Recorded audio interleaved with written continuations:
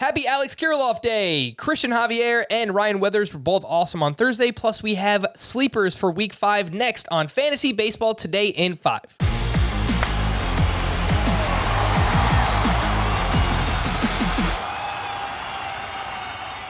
Welcome into FBT in 5. As always, make sure to follow and stream us on Spotify. Today is Friday, April 23rd. I am Frank Sample, joined by Scott White.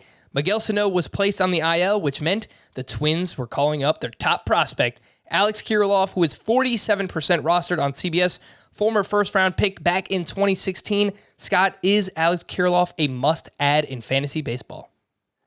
Pretty much in all but the shallowest of leagues. Anytime a prospect of his caliber gets called up, you go for it. You take the shot on it because you just never know how that's going to play out, and sometimes it results in a stud outcome right away. I understand Kirilloff was really disappointing this spring, but obviously a small sample, not really the most competitive environment. And the Twins sounded confident in him all along. They actually called him up earlier this year for a doubleheader and gave him a start in one of the two games. So it's a really high-end bat, really high upside bat in terms of both average and power. So yeah, I think you need to add him. He might pick up first base eligibility too. He might just replace Sano there. Yeah, you're getting a big bat with Kirilloff. His career in the minors, .317 batting average, .863 OPS. Go and get him on your team. Speaking of prospects, Scott, Ryan Weathers at the Dodgers on Thursday, 5 2/3 shutout, 1 hit, 1 walk, 6 strikeouts. He is only 18% rostered. I would assume he's probably not a must-add to the level that Alex Kirilloff is, but what are your thoughts on Weathers? Yeah, I'm probably not rushing to pick him up in standard mixed leagues. The whiff rate has been low throughout this year, which, a lot of like 3-inning appearances. This was his first true start, but even that 9 whiffs and 89 pitches is not really impressing me. There's enough pedigree there that if he keeps it going for another start or two, I might perk up to that, but we don't even know how long Dinelson Lamet's going to miss, how long Weathers will have this spot, because it sounds like the Padres are treating Lamet's forearm strain as just a minor issue. They didn't even send him in for an MRI. Yeah, for Weathers, I would look at him in anything deeper than 12-team leagues, but if you play in a 10 or a 12-teamer, I don't think you have to add Ryan Weathers just yet. How about Cristian Javier, Scott? 5 shutout in his return to the Astros rotation. The first 8 outs that he recorded against the Angels on Thursday were via the strikeout. He ended the game with 9 Ks. He's 87% rostered, so you probably won't be able to add him, but how excited are you about Cristian Javier? This was the most exciting start of his entire career, I think, because it wasn't just the 9 Ks in 5 innings. It was 21 swinging strikes, which is the sort of total you normally see from the best of the best pitchers like Lucas Giolito, Shane Bieber. Jacob deGrom's always over that, but yeah, it was a huge number. And this is from a guy who had just an 8.7% swinging strike rate last year, which is like the worst you'll see among qualifiers. You wondered how he came close to a strikeout per inning. And yeah, you look at his minor league track record, okay, 14 K per 9 or so in his last full minor league season. Just Javier's been a weird pitcher to figure out from the beginning.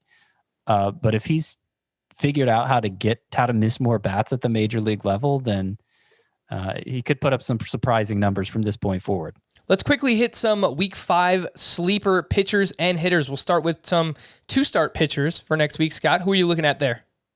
Well, I want to preface this by saying I can only talk about guys who are available in more than 20% of CBS sports leagues. So Domingo Germán is probably the best among the 2-start options, and he did come back from the minors with a quality start Thursday, but the velocity was down. He gave up some hard contact. Not sure I'm totally back on board, but his matchups are against the Orioles and Tigers, so you do have to like that. I think Adam Wainwright's a decent play. One of his 2 matchups is against the Pirates. Anthony DeSclafani gets Colorado's lineup in San Francisco, and he has the second matchups at San Diego. So he's an okay choice too. If you're looking for just a 1-star guy, Danny Duffy, I think, is under rostered. His matchup is against the Twins, but he's been lights out so far, and I wouldn't be scared to start him with that matchup. Also like Andrew Heaney at Seattle. On the other side, Scott, who are some sleeper hitters that you're looking at heading into Week 5? Jed Lowry. Got a bunch of lefties to beat up on. He's been awesome all year. Nick Solak's been on fire lately and has also performed well against lefties. He has 3 on the schedule. I also like Justin Upton, who has 3 home runs in his past 5 games and a history of of doing a lot of damage in a short period of time. Streaky player over the course of his long career. He was really good last September too. People kind of written him off, but he finished last year really strong. He hit 4 home runs this spring. And I like his matchups this week at Texas, at Seattle.